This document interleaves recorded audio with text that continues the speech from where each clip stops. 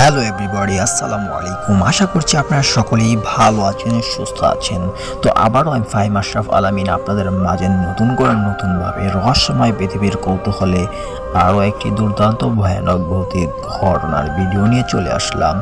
তো আর দেরি কিসের, চলুন আজকের ভৌতিক ঘটনায় যাওয়া যাক। আর হ্যাঁ, আজকের ভিডিওটি খুবই ইন্টারেস্টিং হতে চলেছে। আর হ্যাঁ, আপনি যদি এই চ্যানেল নতুন হন তাহলে অবশ্যই ভিডিওতে একটি লাইক, আর চ্যানেল নতুন হলে সাবস্ক্রাইব করে দিন। তো চলুন এবার ভৌতিক ঘটনায় গিয়ে ভয়ে ভীতি হওয়া যাক। রহস্যময় পৃথিবীর কৌতূহল। এক ছোট্ট গ্রামের অদূরে একটি পুরনো কবরস্থান ছিল, যা এলাকাবাসীদের মধ্যে এক অজানা ভয়ের উৎস ছিল।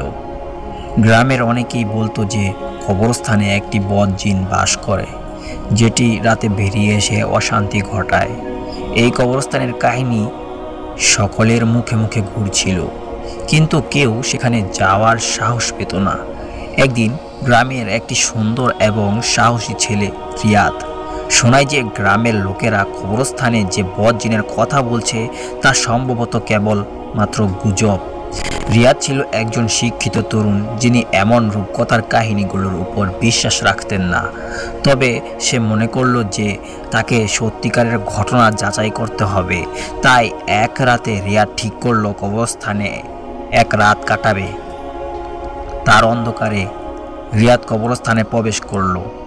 তার সঙ্গে ছিল একটি টর্চ লাইট এবং একটি ছোট্ট ক্যামেরা, যার মাধ্যমে সে কবরস্থানের পরিবেশ রেকর্ড করতে চেয়েছিল।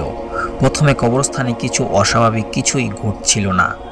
কবরগুলোর মধ্যে হেঁটে হেঁটে সে যাচ্ছিল। সে একটি পুরনো কবরের কাছে পৌঁছালো, যার উপর বেশ কিছু পুরনো ফুল এবং মরা পাতার স্তূপ ছিল। রিয়াদ কবরের উপরের মাটি সরিয়ে দেখে যে কবরটি সম্প্রতি খোঁড়া হয়েছে। একটি অদ্ভুত অনুভূতি তার ভিতর দিয়ে চলল, কিন্তু সে এটি গুরুত্ব দিল না। ঠিক তখনই হঠাৎ করে একটি কুমড়ন্ত গর্জনের মতো শব্দ শোনা গেল। রিয়াদ তার টর্চ লাইট চালালো এবং চারপাশে তাকালো, কিন্তু কিছুই দেখতে পেল না। তাকে মনে হচ্ছিল যেন অদৃশ্য কেউ তারা আশেপাশে ঘুরছে। তার গভীর হাতে থাকলো এবং অদ্ভুতভাবে তাপমাত্রা হঠাৎ করে কমে গেল। কবরস্থানের বাতাস ঠান্ডা এবং কুয়াশাচ্ছন্ন হয়ে উঠল। রিয়াদ অনুভব করলো যে কিছু অস্বাভাবিক শক্তি তাকে ঘিরে রেখেছে। সে যখন মাটি খুঁড়তে শুরু করলো, তখন কবরস্থানের বাতাসে একটি ভয়ঙ্কর ঝরঝরে আওয়াজ আসতে লাগলো।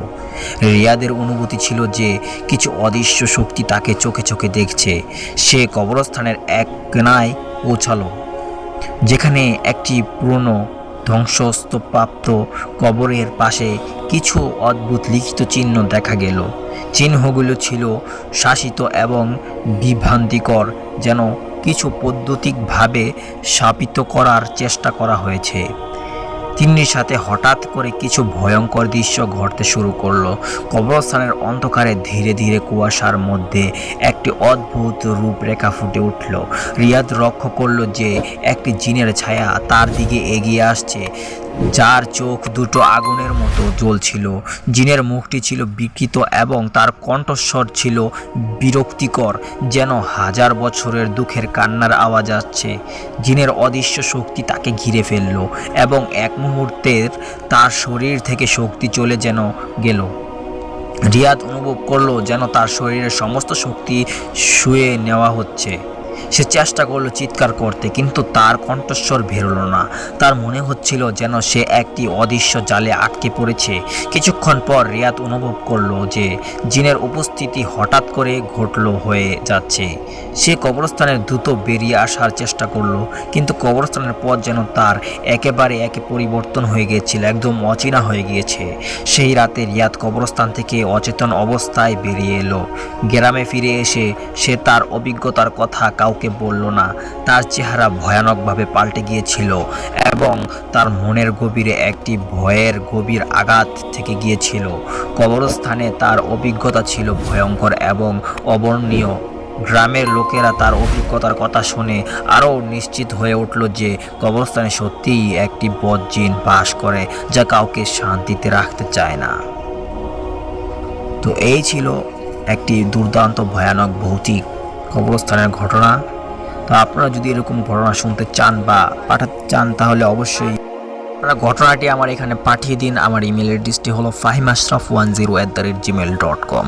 তো আর দেরি কিসের, এখনই আপনার বা আপনার কাছের কারো কাছ থেকে শোনা বা আপনার কালেক্ট করা ঘটনাটি আপনি পাঠিয়ে দিন আপনার নাম ঠিকানা সহ উল্লেখ করে। তো দেখা হচ্ছে পরবর্তী আরও একটি দুর্দান্ত ভয়ানক ভৌতিক ঘটনার ভিডিও নিয়ে। ততক্ষণ ভালো থাকুন, সুস্থ থাকুন, নিজের খেয়াল রাখুন। আল্লাহ হাফেজ।